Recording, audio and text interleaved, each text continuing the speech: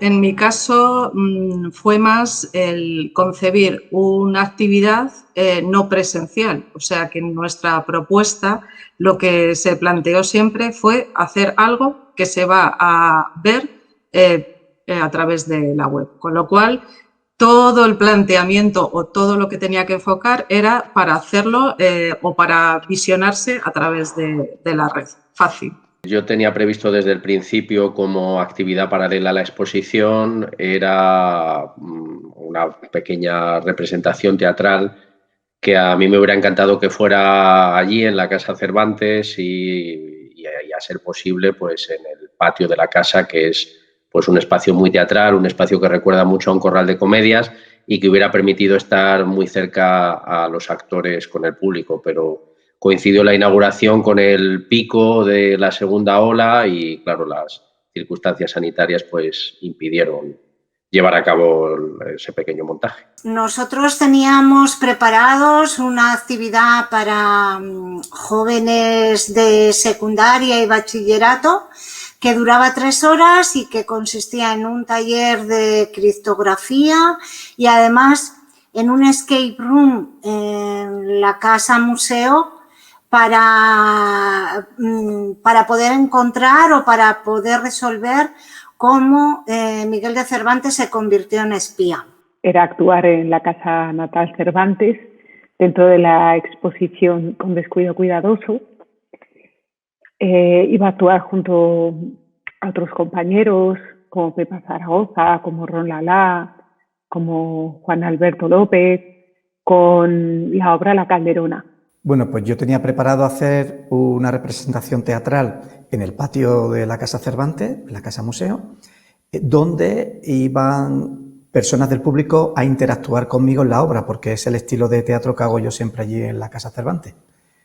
Y eso es lo que estaba planeado hacer los sábados.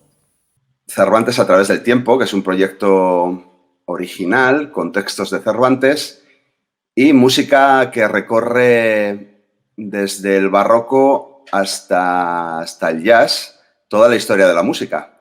Entonces es un planteamiento de un proyecto que creo bastante bonito y, como te digo, que con motivos y con las formas de componer de cada época de la historia musical, pues hemos hecho canciones originales cantadas con la voz de Melissa Fernández y textos de Cervantes. Pues lo que estábamos realizando antes de que nos confinaran era una ruta teatralizada llamada Las Mujeres de Cervantes, dirigida por Juan Polanco. Y entonces con esta ruta lo que hacíamos era dar a conocer parte de la ciudad de Alcalá, sobre todo la parte que vio crecer a Miguel, ¿no? A Miguel de Cervantes, y se hacía a través de 4 mujeres. 4 actrices interpretaban a 4 mujeres, 2 reales en la vida de Miguel, que fueron doña Leonor, su madre, y su hermana, Sor Luisa, y 2 de ficción creadas por él, la ilustre fregona, Constanza, y el personaje de Marcela, que aparece en El Quijote. Y entonces, bueno, la ruta comenzaba en la casa, hacía la ruta por la ciudad y volvía a la casa. Lo que se me ocurrió para intentar suplir esa actividad primigenia, esa actividad original, fue la organización de un webinar dividido en 3 sesiones. Realizamos una sesión al mes, a lo largo de los 3 meses que duró la exposición, y lo que planteé fue un encuentro en streaming, en directo, pues en un primer momento con actrices, luego con actores y luego con dramaturgos, que algunos de ellos también eran y son directores escénicos. El webinar se planteó como una especie de encuentro, una reflexión sobre diversas cuestiones vinculadas con el hecho teatral, con la actualización de algunos temas, obras, actores, etcétera, del Siglo de Oro, y al final se dio la posibilidad de entablar un diálogo con el espectador. La actividad estaba enfocada a familias, porque somos todos una familia, y entonces esta actividad lo que trataba era de rascar y apelar a técnicas de grabado que estaban muy relacionadas o que están muy relacionadas con el hecho de, bueno, pues los libros, leer libros, tener imágenes en nuestra mente. Bueno, pues vamos a aprender técnicas de grabado con cosas que tenemos en casa, y que podamos practicar con nuestros papis, con los niños solo, podemos pararlo, o sea que era la verdad que bastante cómodo para hacer una técnica en familia, con todo el tiempo del mundo. La directora del museo fue quien me dio la idea y hubo que empezar una investigación, porque se trataba de convertir ese escape room en un elemento online, virtual, y necesitaba, bueno, hacer como los espías casi. Necesitaba descifrar qué significaba eso y cómo se podía construir. Ahí, gracias a la colaboración con las personas que intervienen en este caso, con María Toledo, con Javier Sanz y sobre todo con Susana Montesinos, que es la diseñadora, pues teníamos que inventar.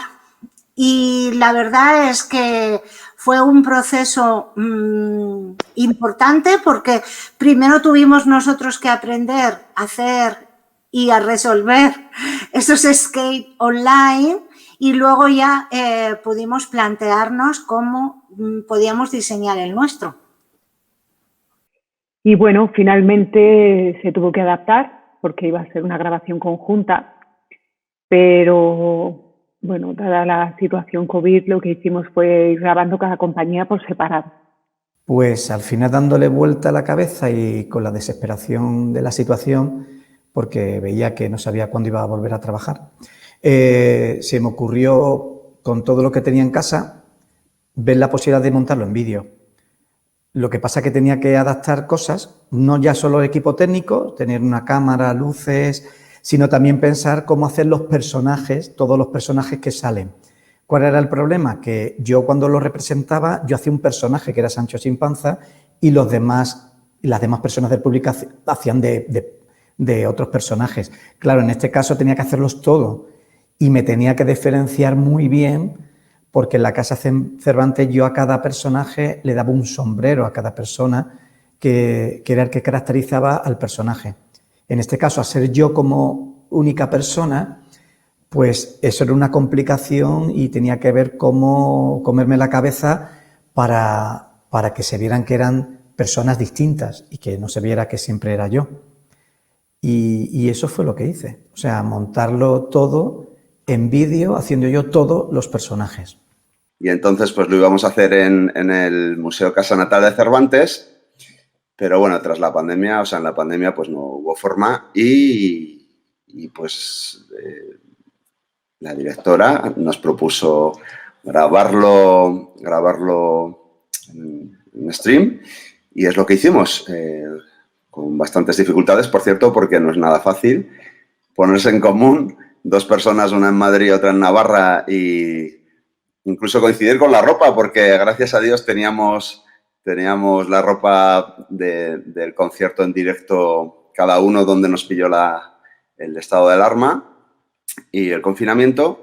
Y nada, pues desde ahí fuimos construyendo el concierto y creo que quedó bastante bien. Nunca es lo mismo, obviamente, recibir la música o la cultura a través de un ordenador, pero bueno, el resultado creo que fue digno y bueno, eso es lo que ocurrió en este aspecto con la Casa Natal de Cervantes. Se ideó la fórmula de que los espectadores pudieran estar cerca de la familia de Cervantes, ¿no? Y entonces creamos una serie de grabaciones para dar vida a las habitaciones de la casa, de tal manera que el espectador, al entrar en cada una de las habitaciones, a través de un sistema de QR, del método QR, podía activar una escucha en donde se recreaban escenas domésticas, escenas de la casa, ¿no? Entonces tomaban parte pues la madre, la mujer, las hermanas, el padre, etcétera, etcétera, ¿no? Y esto, es decir, daba como, lo que nos gustaba era porque daba vida a la casa de alguna manera, ¿no? Todo finalmente se llevó a cabo de una manera mucho más fácil, mucho más natural y prácticamente sin ningún problema, a pesar de que yo tenía mis recelos con lo que pudiera pasar con la tecnología, porque cada uno de los webinars se retransmitió en directo, era en streaming y bueno, pues siempre había, digamos, pues esos nervios del directo, si la conexión iba a funcionar, a pesar de que todo el mundo con antelación pues comprobaba que funcionara, que el micrófono se oía, etcétera, pero no, en fin, era inevitable tener esos nervios. Como digo, finalmente todo transcurrió sin mayor problema, excepto en la última de las sesiones, en fin, que al final uno de los invitados pues sí experimentó algunos problemas de conexión, tuvo que cambiar de dispositivo, se le oía con retardo, le oíamos luego con eco, etcétera, y bueno, en fin, pues tuvimos que solventarlo de la mejor manera posible, pero vamos, yo creo que yo estoy bastante contento con la experiencia y creo que salió bastante bien. La grabación en casa, en este caso sí que fue, la verdad es que fue peculiar. Yo creo que no soy la única y así anécdotas todos los días. Fue una grabación en unas 2 semanas porque siempre se colaban ruidos de la calle, de perros, de niños. Bueno, las grabaciones al final escogí todas aquellas tomas que tomé o que realicé durante las noches. Las noches eran maravillosas, así que cambié los ritmos y las grabaciones las hice por las noches y editaba por las mañanas. Si me funcionaba, pues seguía adelante, si no me funcionaba, pues volví a grabar.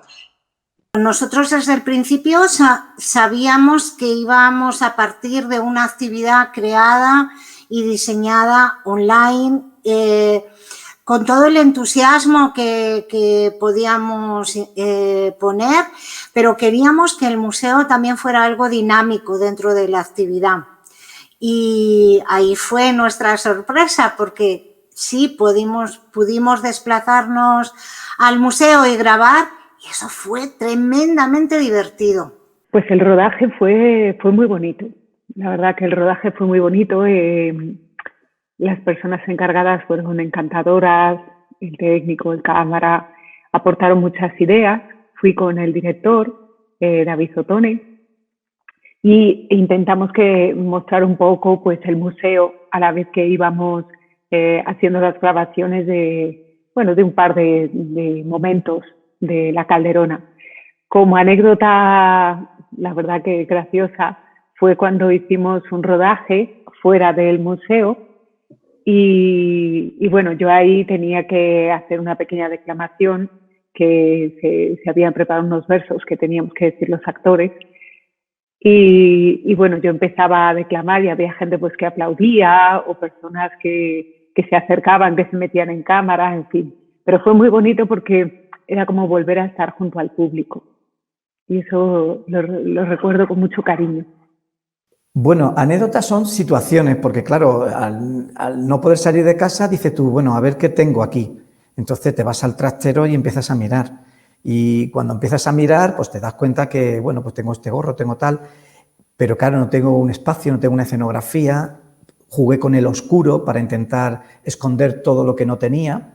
Pero claro, todos los sombreros que tenía y todo el vestuario que tenía era de un tono oscuro. Entonces, claro, no salía nada. Me tuve que poner a pintar todos los gorros, probar, hacer pruebas de gorro y después hice un casting, porque aunque yo estaba solo, pero hice un casting. Y lo gracioso del casting es que yo, cuando tenía que hacer de chica, pues me planteaba varias propuestas, las grababa y se las mandaba a una compañera, que es Pepa, para ver quién aprobaba el casting para poder representarlo en el vídeo, ¿no? Entonces eso era muy gracioso, ¿no? Porque era como, qué locura, ¿no? Hacer un casting de yo haciendo diferentes personajes y tener que aceptar a uno de ellos, ¿no? Que es un poco raro y absurdo, ¿no? Pero es así, ¿no? Y fue una experiencia muy divertida porque al final descubres cómo a través de la desesperación y de salir de tu estado de confort, pues uno al final, con el ingenio y la imaginación y si le das un poco vueltas a la cabeza, al final consigues algo que al final lo ves y dices tú, wow, qué maravilla, ¿no? Lo que al final se ha creado de la nada y desde la desesperación, ¿no? Cuando ya estaba totalmente acabado el trabajo, pues se lo envié a la directora y dio la casualidad de que le envié un primer archivo. O sea, imagínate, era un completo horror. Bueno, yo cuando después escuchaba lo que había enviado dije, madre mía. Y claro, la directora me llama y me dice, oye, perdona, de verdad no hay una forma de hacer esto un poco mejor. Y yo decía, pero sí, estaba de maravilla, ¿sabes? Y yo creo que estaba súper bien. Y lo habíamos, vamos, dentro de nuestras posibilidades creo que estaba perfecto. Hasta que escuché lo que había enviado y dije, madre mía, de esta nos echan. Y bueno, ya definitivamente mandé el de verdad y pidiendo muchas disculpas, pues tuvimos la suerte de que fue aceptado el trabajo. La grabación se efectuó pues, prácticamente cuando empezaron a flexibilizar los horarios del confinamiento, y porque lo hicimos en un estudio de grabación, no lo hicimos en casa como otros compañeros que grabaron en casa, y entonces fue muy emocionante porque fue la primera vez que nos encontrábamos compañeros en un lugar de trabajo, ¿no? En un estudio de grabación en este caso. Y nos juntamos mucho porque estábamos, pues eso, la actriz que hacía la madre, yo que hacía la esposa, nuestra hija Mayalen, la hija de Juan y mía, interpretó el papel de la hermana pequeña de Miguel de Cervantes, también eso fue muy emocionante. Luego estaba el padre de Miguel, incluso dos clientes que venían a la consulta del padre de Miguel, ¿no? Que era cirujano, ¿no? El cirujano sangrador. Y entonces, bueno, nos encontramos allí muchísimos compañeros y fue muy emocionante, la verdad. Yo creo que la experiencia fue muy positiva y, como dice el refrán, supimos hacer de la necesidad virtud. Yo tenía, en fin, para ser honesto, yo tenía mis dudas de cómo podía funcionar la cosa en directo, pero yo creo que al final, gracias a la tecnología, pues pudimos llegar a mucha más gente de lo que probablemente hubiéramos podido llegar con la representación teatral original que teníamos prevista. Se perdió pues ese contacto directo, es decir, esa cuestión de la cercanía que tiene el hecho teatral, pero yo creo que ganamos mucho en la proyección, ganamos mucho en fin, el público al que llegamos, y además, como los 3 webinars han quedado grabados, pues la posibilidad de que la gente siga viéndolos y siga disfrutando de los encuentros, pues es un hecho, es una realidad. La reflexión es que somos más flexibles de lo que creemos y que momentos en los que estás limitado, tu espacio está limitado a tu hogar, a algo privado, el compartirlo, por ejemplo, en estos casos con actividades o con webinar en las que tienes que conectarte y tienes que compartir lo privado con lo público, yo creo que tiendes a enriquecer todo lo que haces y quieres que todo lo que haces y se vea, la gente lo reciba como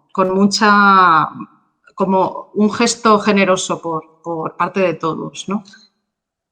Que el humor es un gran aliado para el entusiasmo. Y en este caso, sobre todo, gracias a que se nos dejó una gran libertad para caracterizar estos personajes y poder vivir una experiencia muy corta en estos vídeos desde el humor, pues fuimos capaces de trabajar con la oportunidad de convertir esa necesidad en un nuevo registro, y la verdad es que todo lo que está en los vídeos es verdad, porque nos lo pasamos muy bien haciéndolo y porque descubrimos muchas cosas, aprendimos mucho. Y en el tema concreto de ser espía, también aprendimos o descubrimos lo difícil que es enfrentarse a determinadas pruebas online y cómo contarlo. Pues bueno, yo lo que he sacado en claro es que realmente el ser humano tiene una gran capacidad de resiliencia. Tenemos una gran capacidad de adaptación. Y al final considero que, a pesar de todas las dificultades y los momentos tan duros que nos han tocado pasar durante la pandemia, pues fuimos capaces de superar y de sacar adelante, bueno, pues el arte, ¿no? Que es lo importante. Yo creo que el arte a lo largo de la pandemia ha sido muy importante para que la gente se sintiera bien. Así que sí, yo destacaría esto, la resiliencia y la capacidad de adaptación. La capacidad que tenemos los artistas de reinventarnos. Es un oficio que estamos constantemente adaptándonos a las situaciones. Yo creo que somos la profesión que más camaleónica, ¿no? Que tiene más capacidad de poder adaptar. Nunca hay un no, sino un vamos a ver cómo lo hacemos, ¿no? Y esa capacidad que tenemos de adaptarnos, yo creo que nos enriquece mucho, ¿no? Porque al final no tienes nunca miedo a lo que te puedan plantear, ¿no? Porque sabes que siempre va a haber una solución, ¿no? Las experiencias han sido muchas, tanto positivas como no tan positivas. Desde luego, pues para los músicos en activo como yo ha sido un verdadero mazazo, porque la cultura se ha parado totalmente, no ha habido conciertos en directo, ni música en directo, ni nada por el estilo. Entonces, claro, ahí tienes una vía de desarrollo profesional que está absolutamente limitada. Por otro lado, la pedagógica, porque también, pues eso, somos profesores de música y también ha variado profundamente la forma de enseñar y cómo conectarte con tus alumnos y cómo desarrollar, al fin y al cabo, la enseñanza con tu instrumento y, en fin, es otra forma de relacionarse. Esto ha sido muy duro y imagino que ya lo estudiarán, pero vamos, desde luego ha sido un cambio bastante grande. Por otro lado, ha traído cosas buenas, que por ejemplo, el desarrollo de las relaciones tecnológicas, pues ves que hay cosas que están muy bien también, que a la hora de recibir clases o a la hora de hacer este tipo de eventos, o pues oye, pues que nos viene bien tener plataformas como las que estamos trabajando ahora y que nos conecta y que tenemos la posibilidad de trabajar desde casa, cosa que antes ni se valoraba. O, bueno, no sé, creo que ha traído, pues yo soy positivo, me voy a quedar con lo bueno. Y lo que sí espero, vamos, que esto ya pase, que pase absolutamente para todos y a ver cómo salimos, si salimos reforzados o salimos muy reforzados. Bueno, pues en concreto con esta grabación lo que nos dimos cuenta es que, bueno, que hicimos de la necesidad virtud, ¿no? Dijimos, bueno, pues posiblemente este tipo de grabaciones no se hubieran dado si no hubiera ocurrido esto, ¿no? Y dijimos, bueno, siempre en los momentos más límites o más críticos, siempre hay algo que se vuelve a favor. Y la verdad es que este ha sido una de esas, ¿no? Otra cosa que también nos hemos dado cuenta con esto, sobre todo es con cómo la tecnología, que a veces nos quejamos tanto de que si estamos tan pegados a las pantallas, ¿no? Realmente las pantallas nos han ayudado a estar muy conectados. Y en nuestro caso, en el caso de Juan y mío, nos ha permitido derribar fronteras y poder trabajar en nuestra especialidad, que es el teatro clásico, el siglo de oro, el siglo XVI, XVII, el verso en general, nos ha permitido el conectar con gente, por ejemplo, de Latinoamérica, de Uruguay, de Costa Rica, Chile, Argentina, Ecuador, incluso Nueva York, con gente que tenía muchas ganas de conectar con este tipo de trabajo y hemos podido crear esos puentes, ¿no? Transatlánticos y puentes que hoy en día se mantienen todavía. Y eso antes era impensable, ¿no? Antes tenías que pensar en coger un avión, ir a Nueva York para hacer un taller sobre la vida y sueño, por ejemplo, y ahora se puede hacer en tiempo real, ¿no? Y esto realmente es muy enriquecedor y esto es algo beneficioso que nos ha traído esta pandemia.